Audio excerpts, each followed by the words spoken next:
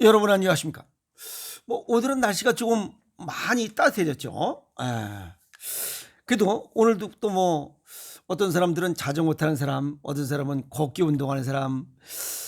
그런데 또 걷기 운동하는데 유일하게 맨발로 걷는 이상한 사람, 예? 그 가로등 밖 한 사람뿐입니다. 맨발로 걷는 사람들이 좀 더 많이 발생해서 좀 더 많은 건강을 되찾는 그러한 사람들이 많이 나왔으면 좋겠습니다. 맨발로 충분히 걸을 수 있어요. 차갑지만 근데 그렇게 차게 느껴지지 않습니다. 여러분도 맨발로 걷는 운동하세요. 아시겠습니까?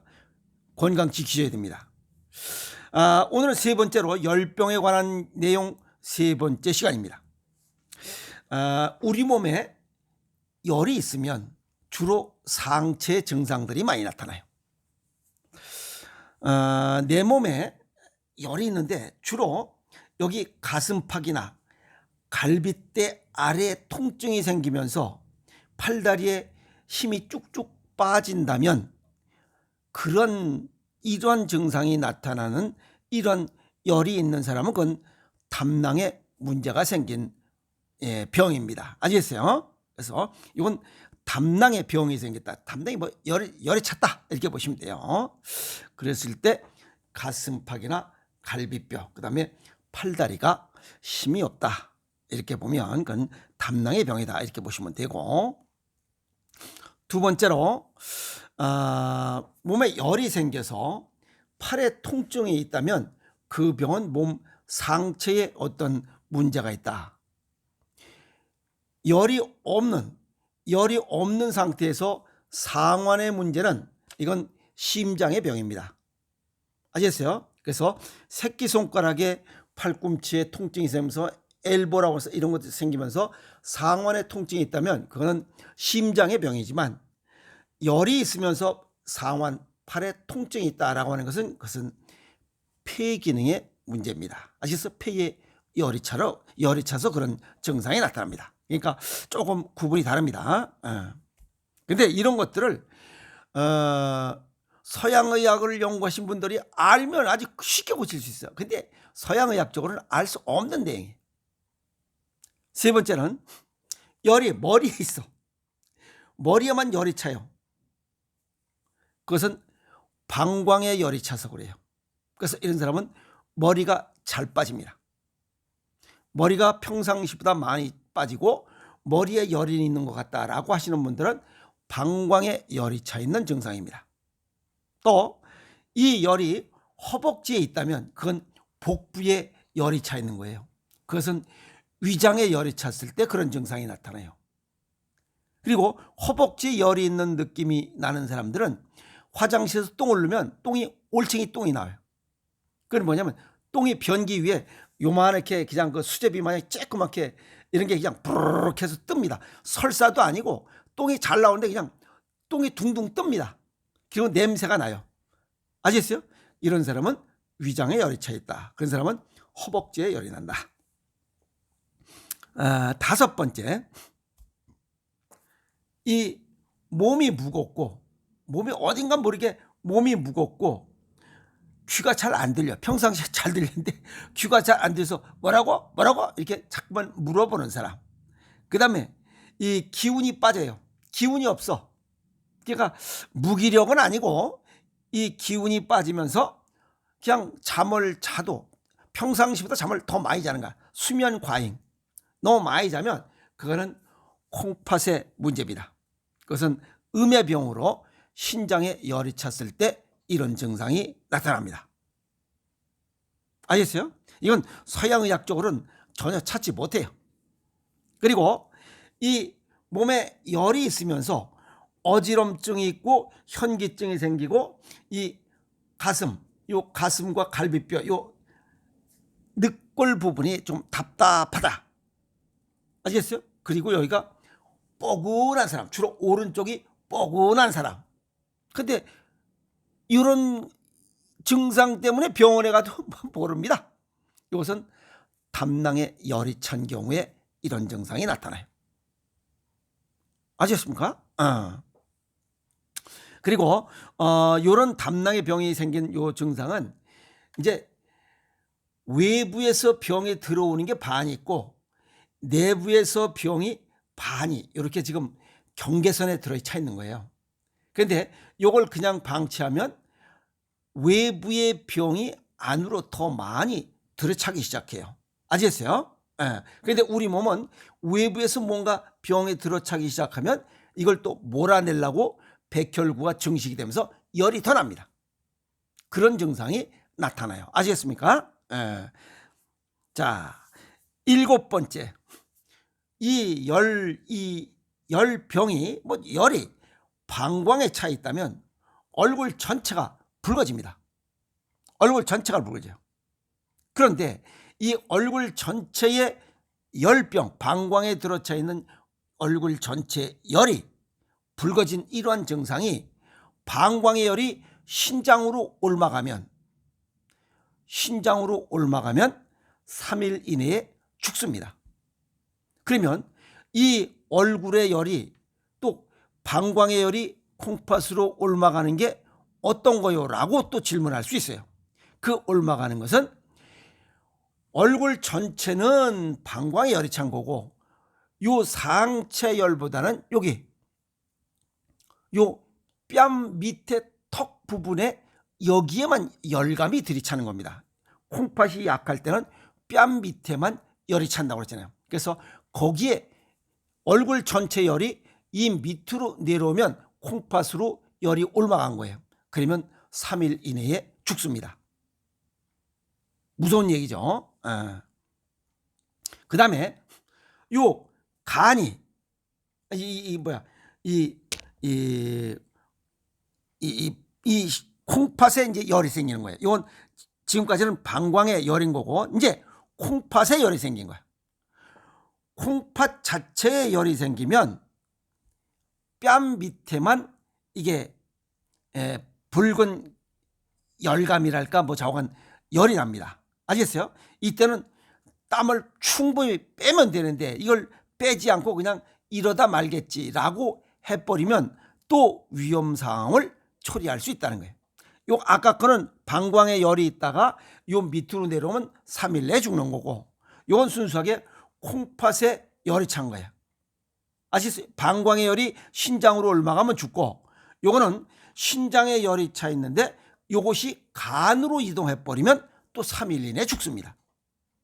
콩팥의 열이 간으로 이동하면 3일 내에 죽고 방광의 열이 신장으로 이동하면 3일 내에 죽고 그러니까 열병도 굉장히 무섭습니다. 그런데 그러면 신장의 열이 간으로 이동하는 것은 어떻게 아는가요? 라고 또 질문해요. 여기 지난 시간에 얘기했어요. 간에 열이 차면 간에 열병이 생기면 왼쪽 뺨만 붉어져요. 그러니까 요 밑에가 붉어졌다가 여기는 괜찮고 왼쪽 뺨만 열감이 생기는 열이 나면 이거는 3일 내에 사망합니다. 그냥 열병으로 죽는 거예요. 굉장히 무섭습니다. 아시겠어요? 자, 그런데 열병을 치료하는 중요한 침자리는 앞에 있는 것이 아니고 요 등가죽 흉추 3번, 4번, 5번, 6번, 7번 등가죽에 침자리가 있습니다. 그래서 이런 열병이 나면 뭐 이러다 말겠지라고 생각하지 말고 한의원에 가서 그 정식 침을 놓는 허가를 받은 사람에게 침을 맞아야만 이건 고쳐집니다. 서양의학적으로는 이걸 찾을 수도 없고 그러니까 약을 써도 안 돼. 약을 쓸 수가 없죠. 원인을 모르니까. 아시겠어요? 그래서 그러면 일반적으로 어떻게 하면 좋소? 여기 그 고든 나무를 하나 선정을 해서 등치기를 하면 됩니다. 아시겠어요? 딱딱 이 등가죽을 너무 세게 하면 또 처음에 아프니까 천천히 등을 왜 이 산에 올라가다 보면 왜 등치기 또 배치기 하시는 분들 있어요. 등치기를 하면 이러한 열병을 고칠 수 있는 민간요법이에요. 그러니까 산에 올라가다 어디 고든 나무 있으면 딱딱 한 100번 정도 딱딱 두드리고 하면 이런 열병을 예방할 수 있는 아주 좋은 민간요법이에요. 아셨습니까? 그리고 이 열병은 양의 병은 상체에 있고, 그래서 이 상체는 여기 지금 흉추의 3, 4, 5, 6, 7번 거길 건드려서 침 효과를 병행 얻을 수 있어 그 병행 얻으면서 열병을 치료하고, 그 다음에 하체에 있는 거, 이건 음해병이에요. 이건 꼬랑지 뼈 있어요. 여기 아시겠어요? 이 꼬리뼈 거기에 판료혈이 있고 그걸 자극해도 좋고, 꼬랑지 이 똥구멍 들어가는 그 꼬리뼈 있잖아요. 그 좌우측을 건드려도 좋고, 침을 잘 모르니까 그러면 민간요법으로 좋은 건 없어. 그게 바로 걷는 겁니다. 걸으면 이 골반이 빠그닥 삐그덕 이렇게 하면서 이게 다 조절이 돼요. 아시겠습니까? 그래서 걷는 거, 또 집에 와서는 저녁에 무릎 꿇고 왔다리 갔다리 운동을 하는 것도 굉장히 좋습니다. 아시겠어요? 그래서 그런 작업을 해서 이 골반을 움직여야 돼. 그래서 가만히 앉아 있는 사람들은 굉장히 좋은 조건이 아니죠. 그러니까 골반을 자꾸만 움직이게 돼서 50분 업무하고 잠깐 화장실 갈 때는 움직이는 이런 습관을 갖는 것이 이런 질병을 예방하는 좋은 생활 습관이다. 이렇게 정리할 수가 있죠. 자, 그러면 지금까지 이렇게 얘기했던 것들을 보면 어떤 것들은 극관계의 병이고 어떤 거는 생관계의 병입니다. 그것은 뭐냐면 극관계는 오장육부가 서로 조화와 균형을 이렇게 맞추도록 돼 있어야 되는데 어느 한쪽이 기능이 항진됐고 어느 한쪽은 기능이 저하됐다는 겁니다. 그래서 서로 조화와 균형을 맞춰야 되는데 그게 깨져도 이런 열병이 생기고, 또 하나는 예를 들어서 콩팥이 간을 도와주는 역할을 합니다. 그런데 콩팥이 간을 도와주지 못해도 이걸 생관계예요. 조화와 균형 견제를 하는 것은 상극관계라 하고, 도와주고 돕고 도와주는 관계는 상생관계라고 해요. 그래서 동양의학의 기본은 오장육부의 상생 상극관계의 부조화에서 발생한다, 그 얘기입니다. 아시겠어요? 자, 그러면 서양의학적으로는 이 오장육부의 조화 균형 관계를 알 수가 없어요. 단일 장기밖에 모릅니다. 아시겠어요? 그래서 이 오장육부의 조화 균형이 깨졌는지조차도 모르고, 또 여기 혈액 검사를 해도 지금 이러한 열병은 나타나질 않아요. 그러면 참고치 범위 내에 다 있어. 그러니까 질병이라고 판단할 수가 없는 거예요. 그러니까 약이나 어떤 수술을 할 수가 없는 거예요. 그럼 시간이 오래 지나, 예를 들어서 여기 방광에 열이 차서 얼굴이 붉은색이었다가 이게 콩팥으로 옮아가면 3일 내에 죽는다고 했잖아요. 그러면 얼굴 전체에 뻘겠다가 이 뺨 밑으로 일로 이동을 하면 3일 내에 저거 이유도 몰라. 또 콩팥에 열이 차 있어서 이 뺨 밑에 여기 열이 있다가 이 왼쪽 간으로 이동을 해서 여기에 열이 차면 또 3일 내에 죽어. 왜 죽었는지조차도 몰라요.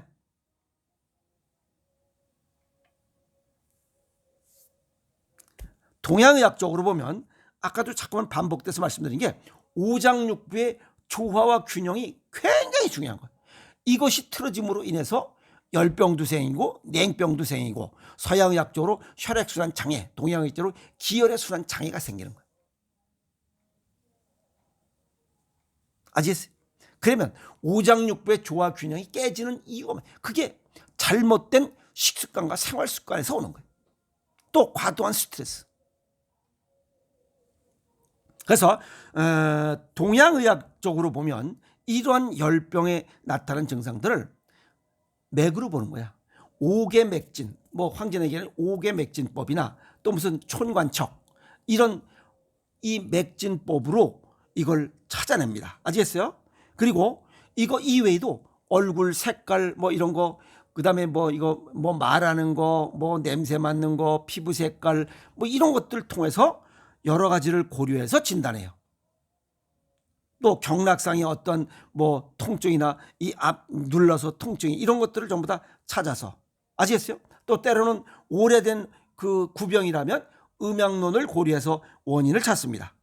그걸 갖고 이것이 오장육부의 조화 균형이 얼마만큼 크게 차이가 나고 생관계가 얼마만큼 잘못 이루어졌는지 그걸 음식으로 조절하는 거야. 때로는 침으로 조절하고 때로는 뜸으로 조절하고. 아시겠어요?